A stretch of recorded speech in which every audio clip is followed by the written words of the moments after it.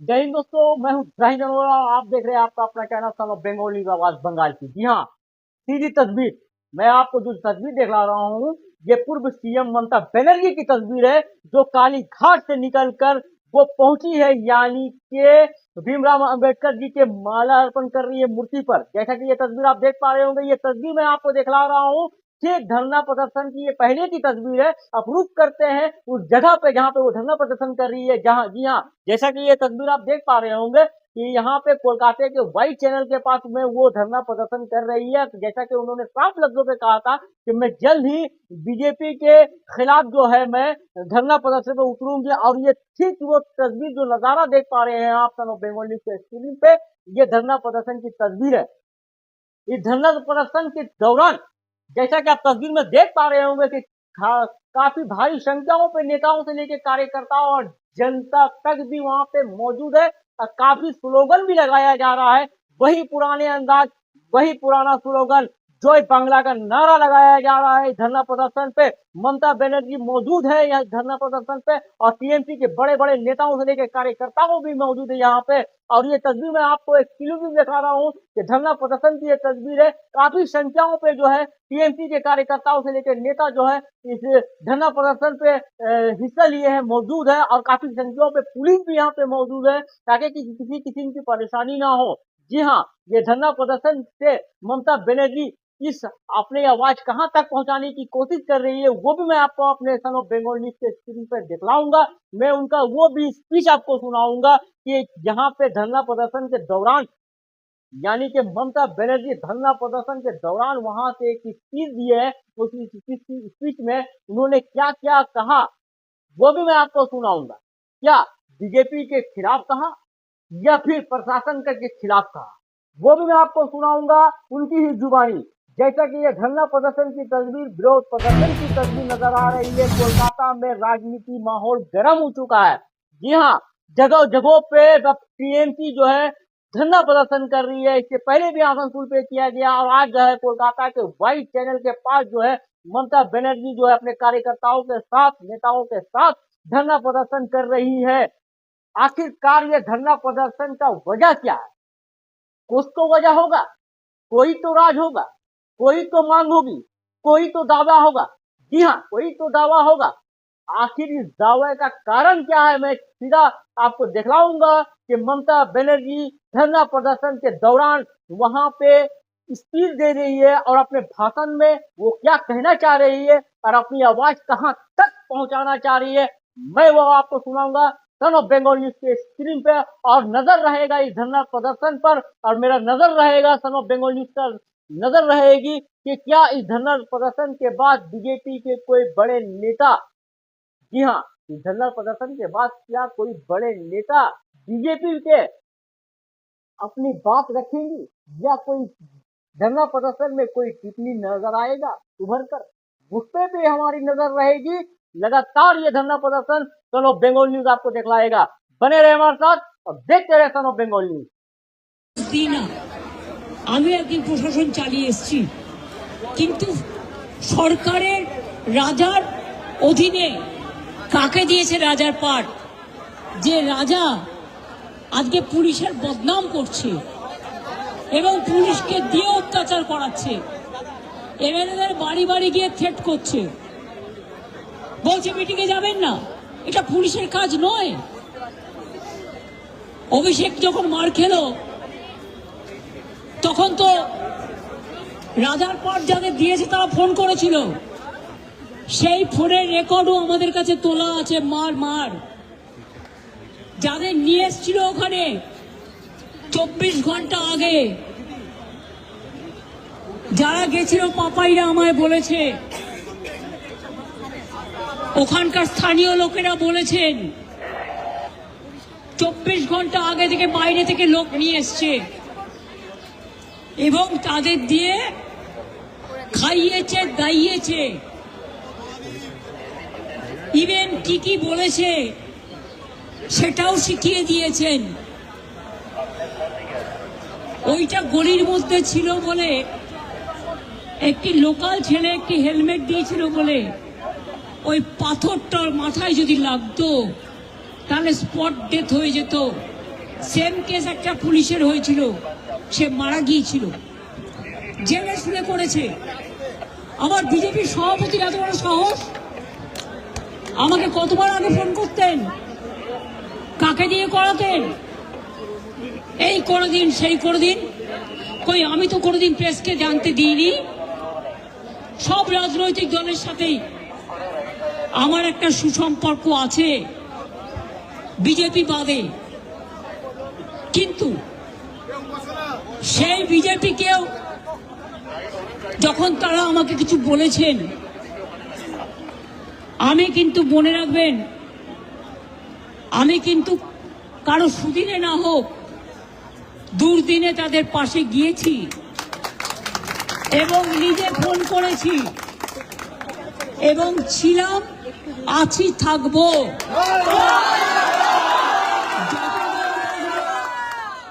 বীরের মতো বাঁচবো।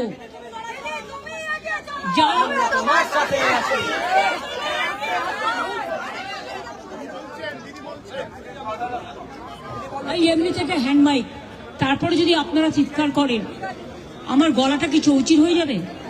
একে তো প্রেস মিডিয়ার অত্যাচারে বাড়িতে টিকতে পারি না, বেরোতে পর্যন্ত দেয় না, বাড়ি ঘিরে রেখে দেয়। আসল প্রেস মিডিয়ারা নয়। মনে রাখবেন, বিজেপির অনেক আছে যারা হ্যান্ডেল নিয়ে ঘুরে বেড়াচ্ছে। সব মিডিয়া নয়। আজকে মিডিয়া ভর্তি হয়ে গেছে। আমি মিডিয়ার সাংবাদিকদের বন্ধু, আমি তাদের দেখো দোষ দিই না। আগে সংবাদপত্র চালাতো বরুণ সেনগুপ্ত, নিজে একজন সাংবাদিক। সংবাদপত্র চালাতো সংবাদপত্রের সাংবাদিক অশোক দাশগুপ্ত। সংবাদপত্র চালাতো গিয়ে বলছেন এসপি চন্দননগরের কমিশনে ফোন করে চন্দননগর মিউনিসিপ্যালিটির চেয়ারম্যানকে বললেন আপনি রিজাইন করুন, না তো গ্রেপ্তার হবেন। রামদার নিজে আমাকে ফোনে এই কথাগুলো বলেছে। তারপরে সবাইকে রিজাইন করিয়েছে। সমস্ত মিউনিসিপ্যালিটিতে লুম্পেনরা ঢুকছে এবং লুম্পেনরা ঢুকে পঞ্চায়েতে ঢুকছে, জেলা পরিষদে ঢুকছে। এনআইএ এর ভয় দেখাচ্ছেন, ইডির ভয় দেখাচ্ছেন, সিবিআই এর ভয় দেখাচ্ছেন। এই সিআইডি তো আমার আমলেও ছিল, তখন তো সিআইডি এইভাবে এফেক্টিভলি কাজ করতো না, অন্যায়। এসটিএফও করতো না। বাংলাদেশ থেকে একটা বড় খুনিকে এসটিএফ অ্যারেস্ট করেছিল, জেনে রাখুন। যা নিয়ে বাংলাদেশে অনেক রেভুলেশন হয়েছিল। অন্য দেশের কথা আমি বলছি না, আমার বলার অধিকার নেই, কিন্তু আমি যেটা বলছি পয়েন্টটা। তারপরে তারা মেঘালয় দিয়ে বাংলায় চলে আসে। বাংলায় যখন চলে আসে তখন আমাদের এসটিএফ তাকে ধরে, এটা তাদের ক্রেডিট।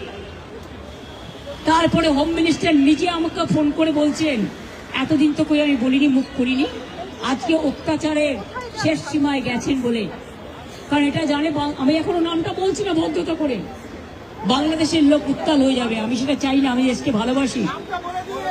না বলবো না দেশের স্বার্থে। কি বললেন? आप थोड़ा आपको बंगाल पुलिस को बोल दो ये बात बाहर में नहीं कहने के लिए, एक देश के लिए है। কাকে দিয়ে খুন করিয়েছিলেন, কার কার নাম বেরিয়েছিল? আজ গভর্নমেন্ট চেঞ্জ হলেও মনে রাখবেন, আমি তো সবটাই জানি। আমার হৃদয়টাই একটা কথা ভান্ডার, তথ্য ভান্ডার, সত্য ভান্ডার। আমি তো সম্পদের ভয়ে কর্মীদের জলে ভাসিয়ে দিয়ে দল ছেড়ে চলে যাব না। আমার তো এক সেকেন্ড লাগতো।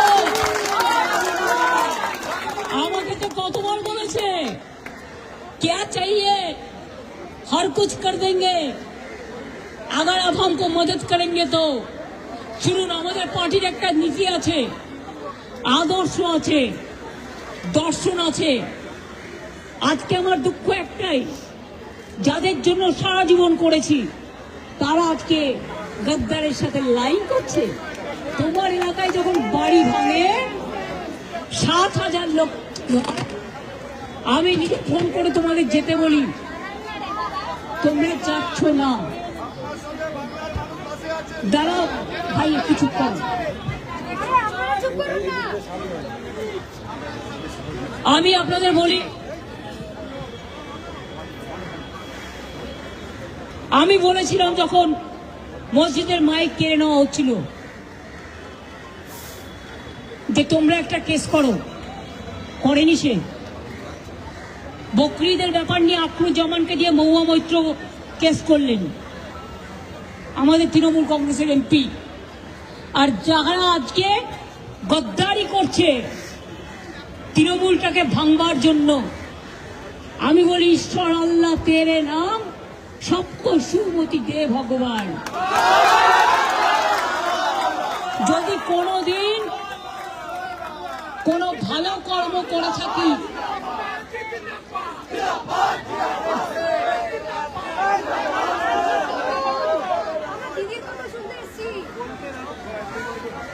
যদি কোনোদিন কোনো ভালো কাজ করে থাকি, কর্মই ধর্ম মাথায় রাখবেন,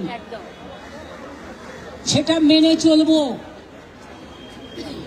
ছোটবেলা থেকে বাবা মার কাছ থেকে এই শিক্ষাই আমরা পেয়েছি।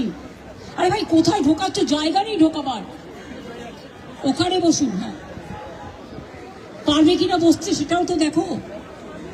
অনেকের কোমরে চোট থাকে, প্রবলেম থাকে, বসতে পারে না। যাই হোক, বসবার জায়গা দেয়নি। যে তিরপলগুলো পাতা হয়েছিল সেগুলো পুলিশ সরিয়ে দিয়েছে, আমি দেখলাম শতরঞ্জিগুলো। তারপরে কল্যাণ তো নিজে গিয়ে একটা প্লাস্টিকের তিরপল পাতলো। সবাই দাঁড়িয়ে আছেন দূরে দূরে, মাইকের কথাও শুনতে পাচ্ছেন না। বাইরে বাইরে আমাদের রাষ্ট্রবিরোধী, রাষ্ট্র সন্ত্রাসের ব্যানার পেছনে পুলিশ লাগাতে দেয়নি। দেখুন, আমরা সামনে লাগিয়ে দিয়েছি। লাগাম ছাড়া সন্ত্রাস ও যথেচ্ছ বুলডোজার দিয়ে ধ্বংসের প্রতিবাদে সাধারণ মানুষের জীবন ও জীবিকা বাঁচানোর দাবিতে ধর্ণা। কত হকারের চাকরি গেছে, অনেক হকার। মনে রাখবেন, সংসার চালাতো রাস্তায় বসে দুটো জামা কাপড় বিক্রি করে। হ্যাঁ, রাস্তা পুরো দখল হোক, এটা আমরাও চাইনি। সেই জন্য আমরা গাড়িও করে দিয়েছিলাম, আইডেন্টিটি কার্ডও করে দিয়েছিলাম, একটা সাইডে বসার কথা বলেছিলাম। কালীঘাটের স্কাই ওয়াক হয়েছিল, শুনে রাখুন। অনেক হকার ছিল সামনে। আমি 3টে মিটিং করলাম, করে বললাম আমি তোমাদের হকার মার্কেট টেম্পোরারি বানিয়ে দিচ্ছি, আর যখন স্কাই ওয়াক মন্দিরের হয়ে যাবে তোমাদের জায়গা দেবো, তোমরা সেখানে এসেই বসবে।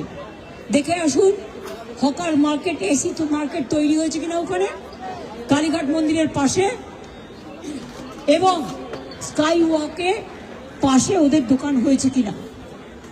যখন দক্ষিণেশ্বর মদনের কনস্টিটিউন্সি, কামারহাটি মিউনিসিপ্যালিটি চেয়ারম্যানকে নিয়ে, পুলিশকে নিয়ে, দক্ষিণেশ্বরের অথরিটিকে নিয়ে, টেম্পল অথরিটি, আমি 4 বার মিটিং করেছি। কোর্টেও কেস হয়েছে।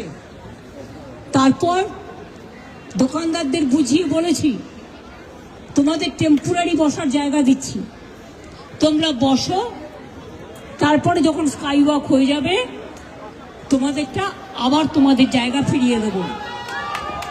এর নাম হচ্ছে জীবন ও জীবিকা বাঁচানোর লড়াই।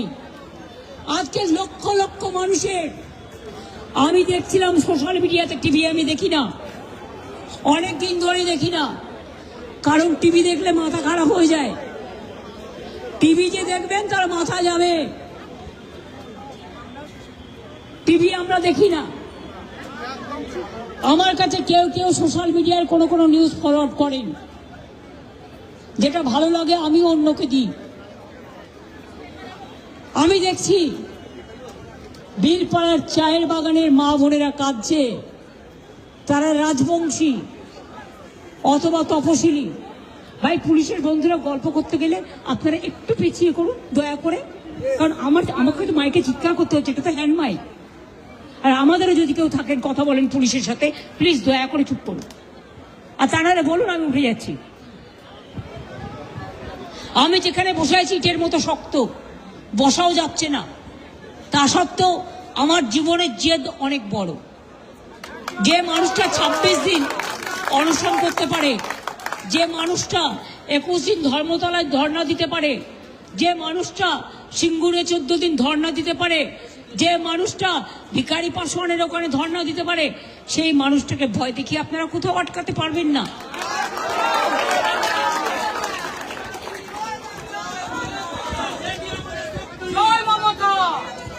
না না, আমার নামে কোনো ধনে দিতে হবে না।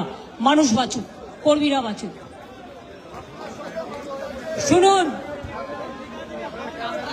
যখন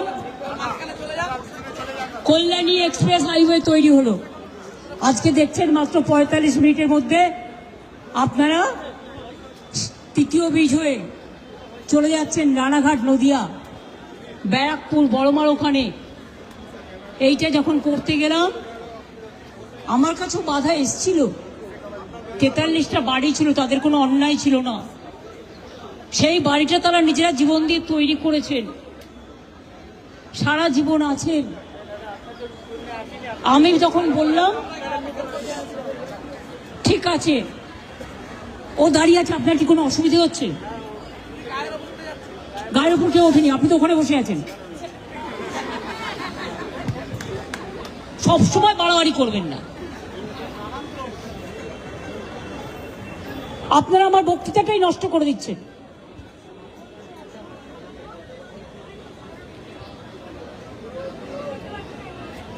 আমাকেও কর্মীদের পাহারা দেওয়ার জন্য রাতের পর রাত জেগে থাকতে হয়েছে।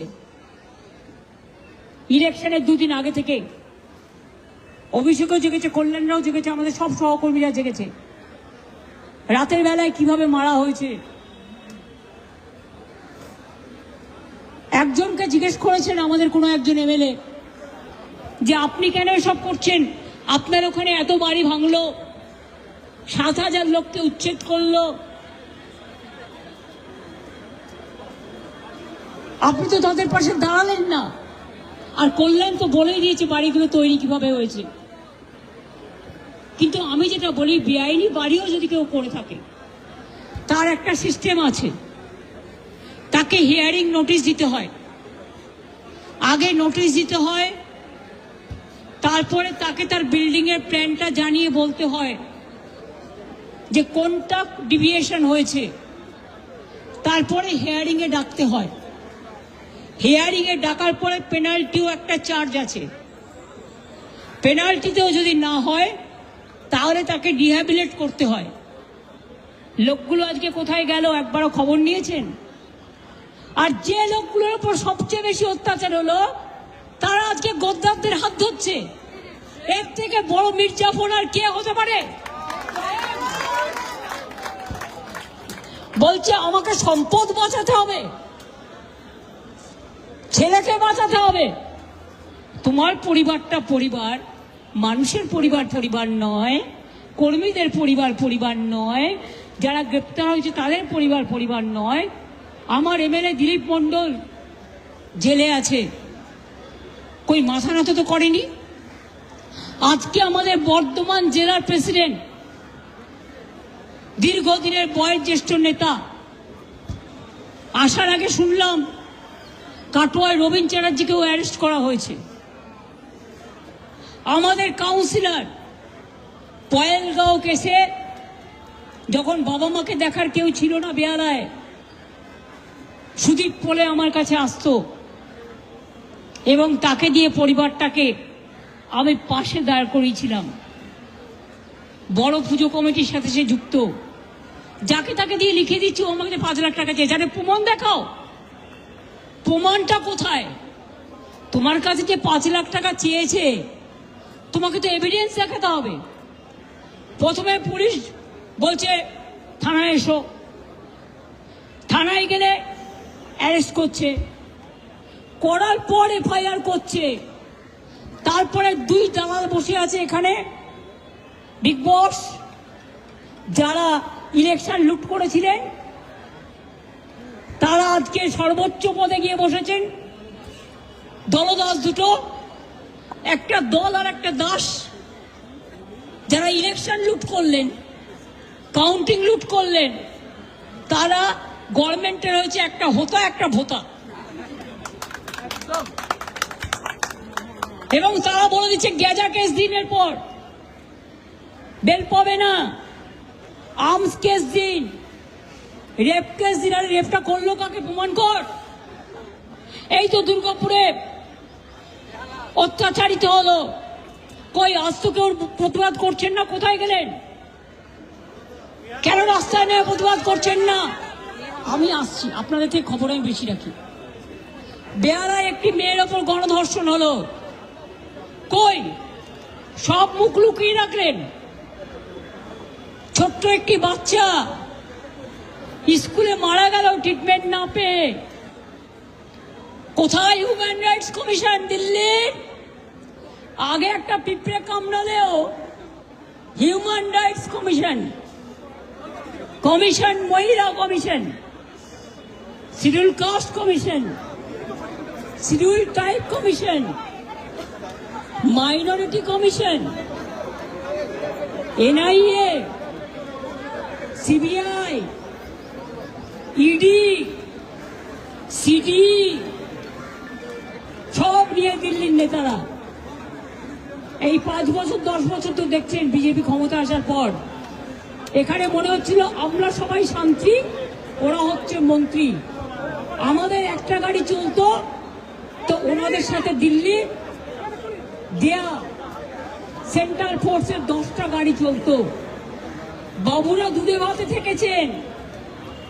বলুন তো, জ্যোতিবাবু সরে যাওয়ার পর কোনদিন জ্যোতিবাবুর বাড়ির সামনে গিয়ে কেউ একটা স্লোগান দিয়েছেন? বুদ্ধদেব বাবু হেরে যাওয়ার পর কোনো একদিন তার বাড়ির সামনে কেউ একটা স্লোগান দিয়েছেন? তাহলে আজকে আপনারা আমার বাড়ির সামনে লুম্পেন পাঠিয়ে বলছেন হার্ট অ্যাটাক হয়ে মর। আরে আমি এখন মরবো না যতদিন তোদের সরাবো না।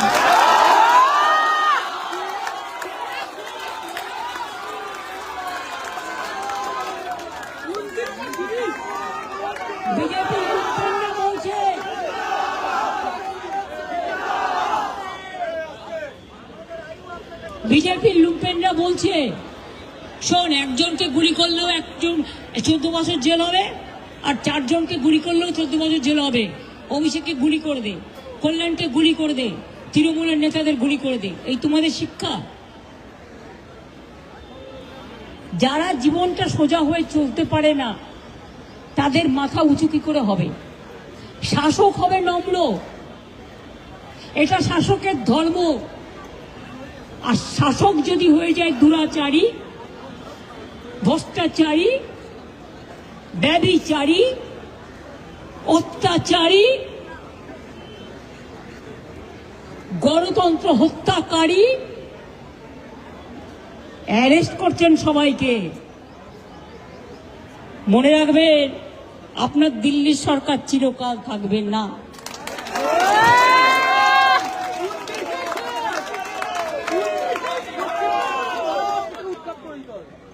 বিনাশের শুরু হয়ে গেছে। আরে অত দূর যাচ্ছিস কেন? বস না, তুই কি জানিস 29 হবে না, 95 হবে না, 26 হবে? তোমরা তো করে জেনে বসে আছো। এটা তোমাদের, এগুলো ঠিক করার ব্যাপার নয়, আমাদেরও নয়। পথ দেখাবে। আজকে দেখলে তো আমাদের স্টেজ করতে দিল না, আমাদের মাইক্রোফোন দিল না। আমি বাড়ির হ্যান্ড মাইক পেরিয়ে চলে এলাম, আর কোনো একটা গোডাউন টোডাউন হবে যার উপরে বসে আছে, এবং সেটা এত শক্ত যে বসে যাচ্ছে না।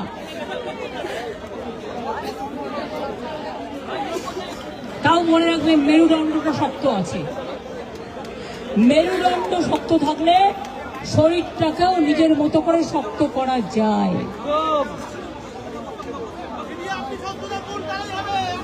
আর তোদের থেকে আমি অনেক শক্ত, যা তো।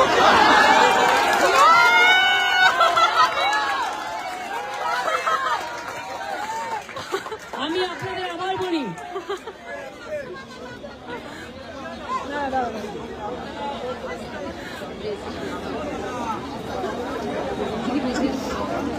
যেখানেই যে মিটিং করছে পুলিশ পারমিশন দিচ্ছে না। ঠিক আছে, দরকার নেই, আপনি পুলিশকে চিঠি লিখবেন না। আপনি রাস্তা দিয়ে হেঁটে যাবেন, হেঁটে যাওয়ার অধিকার তো আপনার আছে। যদি কেউ ডাক শুনে তোর না আসে, তবে চারজন পাঁচজন মিলে রাস্তায় হাঁটুন, দেখি তো কে বাধা দেয়। আমি তো আছি, আমি এক কথা বারবার বলি না। আমি প্রথম দিন থেকে, আমি ইলেকশনের দুদিন আগে থেকে এই ঘটনা জানি, আমার কাছে অল মেসেজ এসছে। আমরা দিল্লিতেও খুব শীঘ্রই বিজেপি বিরোধী পার্টিগুলো মিলিত হচ্ছি এবং সেখানে আমরা আমাদের কর্মসূচি দেশ জুড়ে ঠিক করব। একটু অপেক্ষা করুন। আজকে যেমন 7টা পর্যন্ত ধর্ণা চলবে, তেমনি মনে রাখবেন 4 তারিখে আমি আপনাদের রিকোয়েস্ট করব, যে যার এলাকায় যত মনীষীর মূর্তি আছে, না থাকলে ফটো লাগাবেন। মনীষীর মূর্তির সামনে দাঁড়িয়ে যদি 5 জন করেও জড়ো হন, দাঁড়িয়ে শৃঙ্খল বন্ধন করে মূর্তিটাকে ঘিরে মাল্যদান করবেন এবং প্রতিজ্ঞা করবেন, শপথ নেবেন, জীবন দিয়ে এই যুদ্ধ আমরা লড়াই করব এবং আমরা জিতব। আমি নিজেও কয়েকজন মনীষীর গলায় মালা দিতে বেরোবো। আমি যে কোনো জায়গায় যেতে পারি, আমার সাথে একটা গাড়ি থাকলে প্রবলেম কি আছে? মনীষীদের গলায় মালা দিতে তো আমায় কেউ বাদ দিতে পারে না, আমায় আটকাতে পারে না। তাহলে কি মা কালী মন্দিরেও আমি যাব না? না দক্ষিণেশ্বরে যাব না? না ষোলোআনায় যাব না? না গুরুদ্বারায় যাব না? না সিস্টারদের মিশনে যাব না? সব জায়গায় যাব। মনীষীদের গলায়ও মারা দেব, সর্বধর্ম সমন্বয়ও করব। আমার আপনারাও নিজেদের এলাকা এলাকায় 2টো থেকে 4টে পর্যন্ত এই কর্মসূচিটা করুন। 3টে থেকে করুন, কারণ ওই দিন ফ্রাইডে আছে, জুম্মা বার আছে, নামাজের টাইমটা বাদ দিয়ে। এই যারা আসছে তাদের আটকাবেন না, আসতে দিন। আপনারা এখানে পারমিশন দিয়েছেন আসতে, সুতরাং আটকাবার কোনো অধিকার আপনাদের নেই, ব্যারিকেড করবার।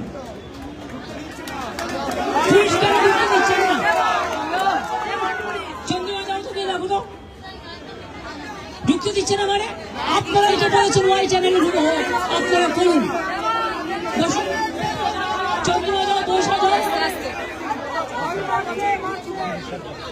কেন ঢুকতে দেবে না? আপনাদের কথা মতোই তো আমরা এখানে করছি। চারপাশ ঘেরাও করে রেখে দিয়েছেন, তার মানে আমাদের কি নজরবন্দি করে রেখে দিয়েছেন?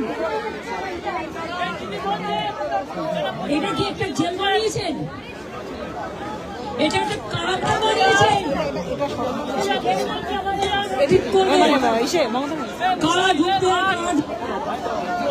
তার মানে এটা আমাদের ধর্ণা মঞ্চটাকে ধিক্কার জানাই বিজেপিকে। পুলিশের কোনো দোষ নেই, তাদের আমি দোষ দেব না। রাজা অর্ডার দেন, অন্যরা পালন করেন। এটা কি আপনাদের রাজধর্ম? কাকে দিয়েছেন রাজার পর? ধর্ণা মঞ্চটাকে ঘিরে পুরো একটা কারাগার বানিয়ে দিয়েছেন। এটা আমাদের ভালো হয়েছে না? পুরো দেশবাসী কিনে ভাই তোমরা ঠিক না করলে কি করে আমার কথা শুনবে? ভাই আমিও তো মানুষ।